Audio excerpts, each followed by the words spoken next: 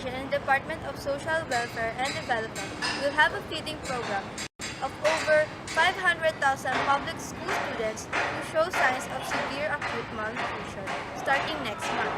In an August 18 memorandum, DepEd Secretary Armin Luistro ordered the implementation of the school-based feeding program to address undernutrition and short-term hunger among public school children nationwide. Over 1 billion pesos has been allocated for the program.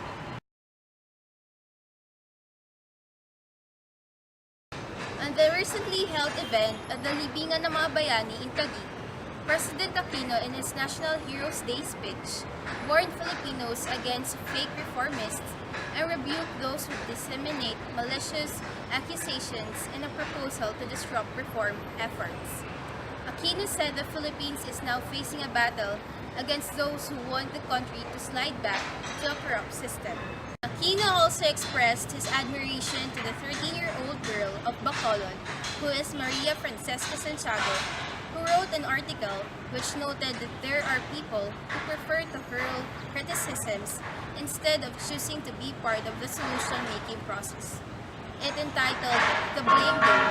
The young girl's letter was published last August 21, 2014, on the opinion page of the Philippine Daily Inquirer.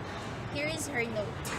What ails me here is how people have reacted to the problems that our country is facing. Are we doing anything about them? Yes. Are we doing the right thing? Absolutely not.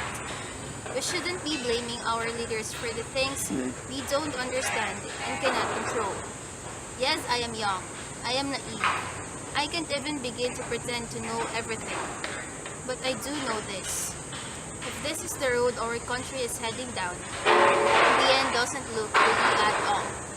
Maybe it's time to turn back and look for that daang matuwid that Pinay is talking about. Aquino was amazed and surprised to know that this student, Maria Francesca, was young yet was able to understand the situations happening in the country.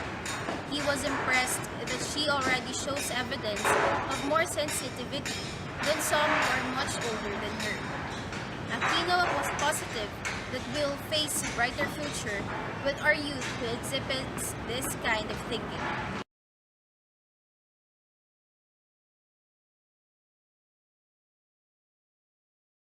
The lawyer of an environmental group has urged a court here to issue a temporary environmental protection order against any further cutting of remaining trees along the Manila North Road in Pangasinan Province.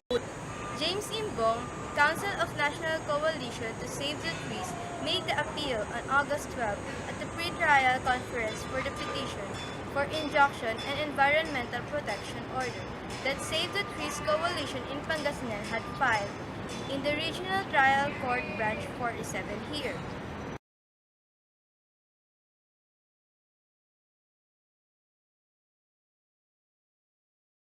The PNR technical team on site said the buggy is relatively easy to return on the track.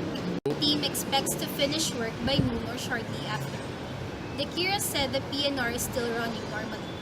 Trains running on the southbound track are transferred on the northbound track when passing through the area where the other train stalled.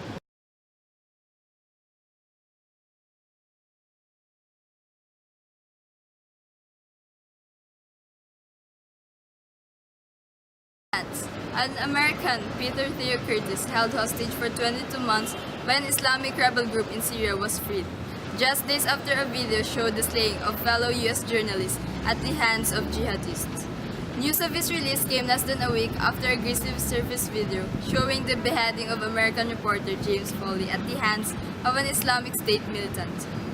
Particularly after a week marked by unspeakable tragedy, we are all relieved and grateful knowing that Theo Curtis is coming home after so much time held in the clutches of Jabhat al-Nusra, Kerry said, referring to the al-Nusra Front, another Islamic rebel group operating in Syria.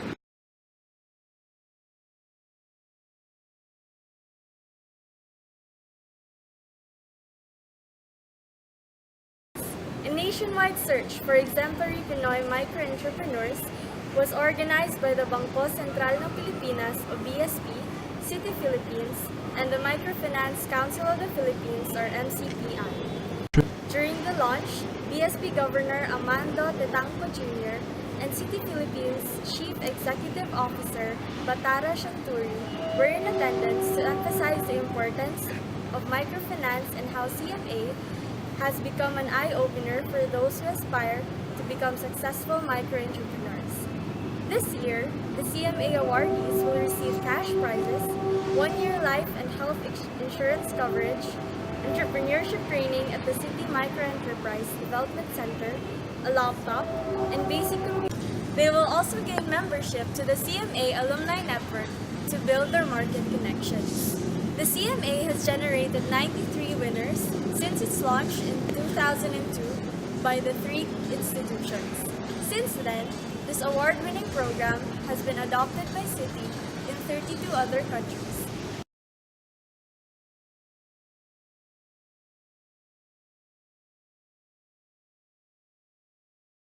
With some twerking and shaking, the leading ladies of pop music dominated the MTV Video Music Awards last Sunday.